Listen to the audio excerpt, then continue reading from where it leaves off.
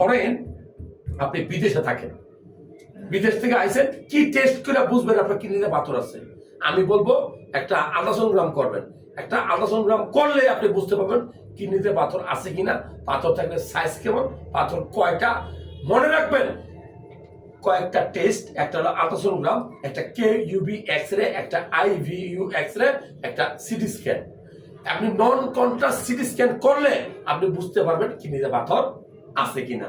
এখন ধরেন কিডনিতে পাথর ধরা পড়ছে 3.9 মিলি, কত? 3.9 মিলি। এখন আপনি কি অপারেশন করবেন? আপনার তো মাথা নষ্ট।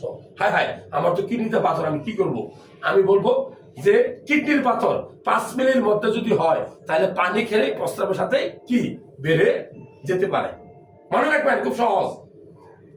আমরা 5 মিলির মধ্যে যদি থাকে পাথরের সাইজ, কোনো ঔষধ খাওয়ার দরকার নেই, পানি খেলেই যায়, তারপর আমরা ওষুধ দিয়ে থাকি।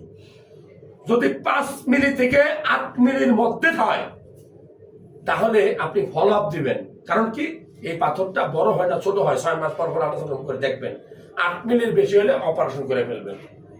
বাংলাদেশে এখন এই অপারেশনটা হয়, এইটা কেটে অপারেশন করা লাগে না, এটা ফুটু করে গুড়া করে বের করে নিয়ে আসে।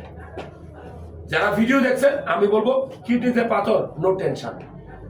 আপনি বেশি বেশি লেবু খাবেন। লেবুর রস, লেবুর রস কি কিডনিতে পাথর বের করে দেয়? না, কোথাও লেখা নাই লেবুর রস বের করে। মনে রাখবেন, একবার যদি কিডনিতে পাথর হয় তাহলে বারবার পাথর হওয়ার প্রবণতা হয়।